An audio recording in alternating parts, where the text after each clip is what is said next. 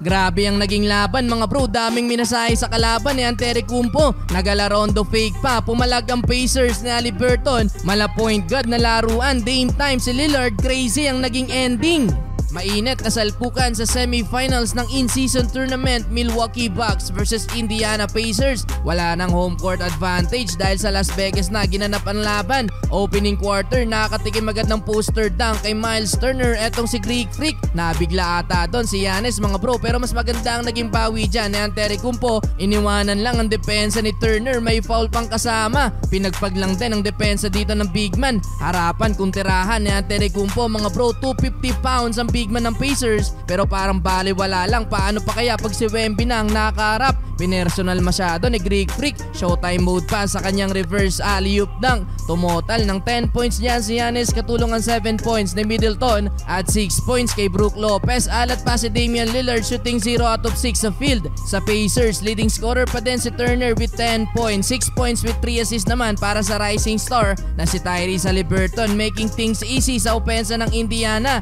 Naghahabol nga lang sila ng 2 points sa opening quarter, 29-27. Second quarter, parang track talaga ang katawan ni Greek Freak mga bro. Kinawawa na naman ng bantay sa play na to. Inararo sa ilalim mga bro, pero heto na ang pagbawi ng Pacers. Habang pahinga si Haliburton, quality minutes ang naibigay ng veteran na si TJ McConnell. Kumana ng 8-2 nating run ng Indiana, nakuha din nila ang lead sa run na yan. Malao si Alvarado kung dumepensa si McConnell mga bro, peste sa kalaban.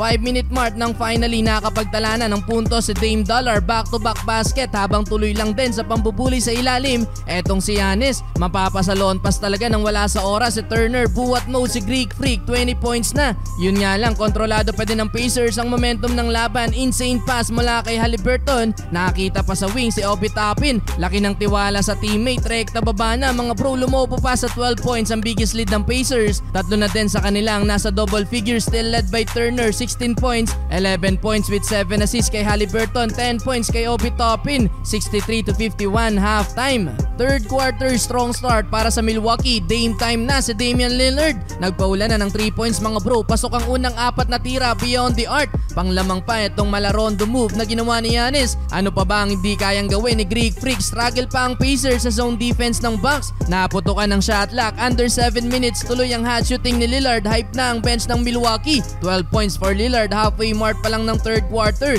Though dikitan pa din ang laban, grabe ang puso ni Naismith sa pagdepensa kay Giannis. Bukas panigurado sasakit ang katawan nito. Last 2 minutes, wala nang bumalak. Sumabay sa driving dunk na to ni Giannis. 31 points na para kay Antetokounmpo. Lamang din ang tatlong Milwaukee, 94-91. Fourth quarter, di pa tapos ang laban. Nakalamang ulit ng Pacers mga bro. Gandang no-look pass ni Haliburton para kay Toppin. Parang ihimatayin naman si Miles Turner dito mga bro nang banggain ni Giannis. Lamang nga lang ng 3 points under 3 minutes mga bro ang Pacers, 113-110.